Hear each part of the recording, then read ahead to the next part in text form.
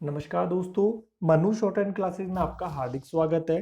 Dictation start होगी 90 शब्द प्रति मिनट ठीक 3 सेकंड बाद।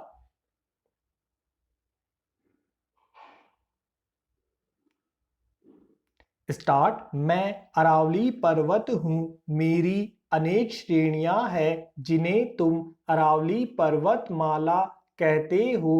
धरती मेरी माता है, मेरा जन्म कैम्ब्रियन युग में हुआ था। मैं धरती माता की कोख से लगभग 70 करोड़ वर्ष पहले जन्मी। विश्व के सबसे प्राचीन पर्वतमालाओं में से एक हूँ। यहाँ बहने वाली हवाओं ने यह मेरे कान में कहा है। मैंने जब से होश संभाला है, इस तथ्य को मैं भी समझने लगा हूँ। अतः मैं धरती माता का सबसे प्राचीन पर्वत हूँ।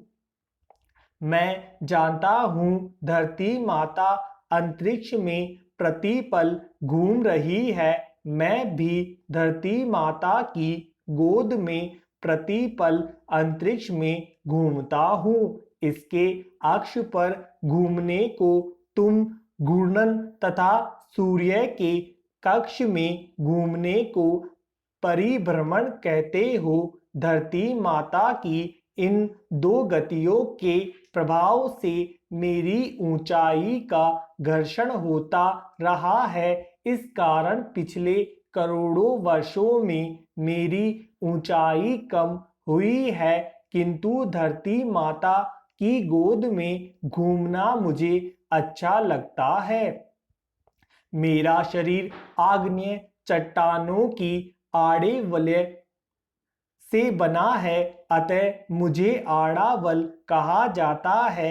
यह राजस्थानी भाषा का शब्द मुझे बहुत प्रिय है, क्योंकि मानव सभ्यता के आदि काल में मैंने यह शब्द आदिवासियों के मुख सुना था। यह बहुत प्राचीन शब्द है। उस समय आदि मानव की भाषा विकसित हो रही थी। आर्यों के रहने के कारण अंग्रेजों ने इसे आर्यों की घाटी कहा। मुझे आज आप अरावली कहते हो। भारत मेरा निवास स्थान है। इसके पश्चिमी भाग में मेरा घर है। इसमें मैं दक्षिण से उत्तर की ओर 692 किलोमीटर की लंबाई में फैला हूँ।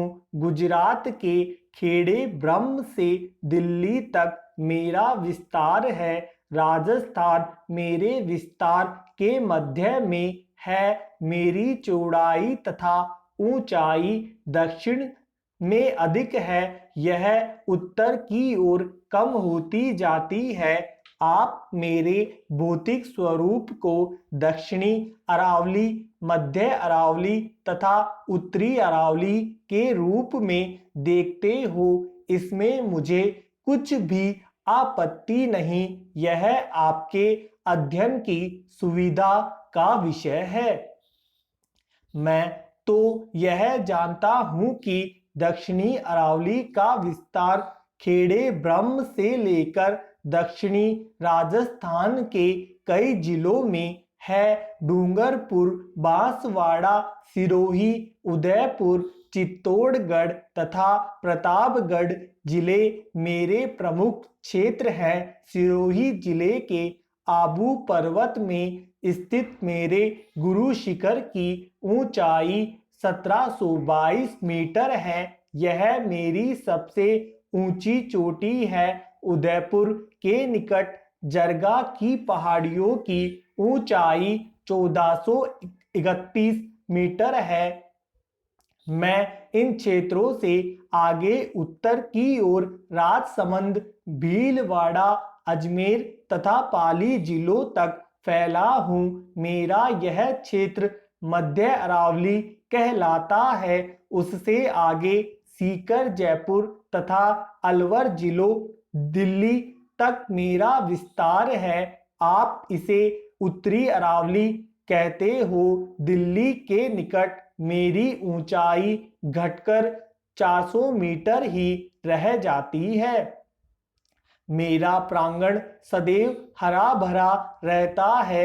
मेरा दक्षिणी तथा मध्य क्षेत्र सघन वनों का गढ़ है। शायद ही कोई ऐसा वृक्ष हो जो मेरे प्रांगण में न पाया जाता हो। सागवान, शीशम, नीम और आम का तो कहना ही क्या। मेरे दक्षिण अरावली में स्थित नगर में सागवान की बहुतायत के कारण ही तो सागवाड़ा नाम पड़ा है। बांसवाड़ा में किसी जमाने में बांस अधिक होते थे। इस क्षेत्र में पर्वत श्रृंखलाओं की बहुतायत है। इन्हें राजस्थान के निवासी डूंगर कहते हैं। अतः इस भाग में एक नगर का नाम डूंगरपुर भी है। एक जमाना था जब मेरे सघन वनों में अनेक चिड़ियाएं चहकती थी और मोर नाचते थे। मैंने शेरों की दहाड़े सुनी है। मैंने हिरणों के झुंड को कुलांचे भरते देखा है। उस समय मैं इतना प्रफुल्ल था, आप अनुमान नहीं लगा सकते। उस आनंद की अनुभूति में ही तो आपने मेरे क्षेत्र के आबू, कुंभलगढ़, रणथंभौर, सरिस्का आदि क्षेत्रों को अभयारण्य घोषित किया है।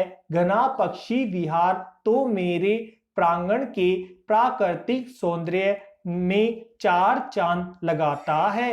यहाँ सर्दी की ऋतु में विदेशों से पक्षी आते हैं। यह देखकर ही तो आपने इन सभी रमणीय स्थानों को पर्यटन स्थल बना लिया है। किंतु अब वह सारा सौंदर्य दिन ब दिन गायब हो रहा है। शायद आपका अंधा स्वार्थ इसके लिए उत्तरदायी है। मित्रों, मेरा मन कुछ उदास है। मेरी उदासी को समझो।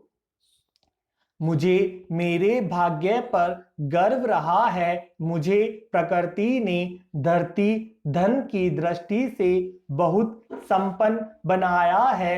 लोहा, जस्ता, चांदी, तांबा, कोयला, टंगस्टन आदि अनेक खनिज मेरे क्षेत्र में पाए जाते हैं। इसलिए ही तो राजस्थान को खनिजों का अजायब घर कहा जाता है। संगमरमर का तो कहना ही क्या। प्रकृति ने ग्रेनाइट, काले, लाल, सफेद, पीले आदि कई प्रकार के संगमरमर से मेरे क्षेत्र को नवाजा है। मकराना के मेरे सफेद संगमरमर से ताजमहल बना है। यह उच्च कोटि का संगमरमर, विदेशों तक इसका निर्यात होता है। हाँ, मैं चूना पत्थर का भी भंडार हूँ। आपने सीमेंट के सर्वाधिक कारखाने मेरे दक्षिण तथा मध्य क्षेत्र में ही स्थापित किए हैं। मेरे संगमरमर तथा सीमेंट से आपने भव्य भवन खड़े कर दिए हैं। ऐसा करते हुए आप अपने आप को सभ्य मानने लगे हो। कोई बात नहीं, मानो, मैं आपको नहीं रोकता। किंतु मित्रों, मेरे मन में एक पीड़ा है। आपने मेरे धरती धन को खोद कर मुझे खोखला कर दिया है। खाने बना दी है। दिन रात पर्वतों को काट रहे हो। मेरी चट्टानों पर आपके छेनी हथौड़े की चोट से मैं चीख उठता हूँ। मत काटो, मेरी चट्टानों को मत काटो। आप अपने लिए सुविधाएं जुटाने में मेरे धरती धन का दुरुपयोग कर रहे हो। आप वृक्ष काट रहे हो, कारखाने बना रहे हो, प्रदूषण फैला रहे हो। मैं ईश्वर से प्रार्थना करता हूँ कि वह आपको सद्बुद्धि दे। धन्यवाद दोस्तों, लाइक और शेयर जरूर करें।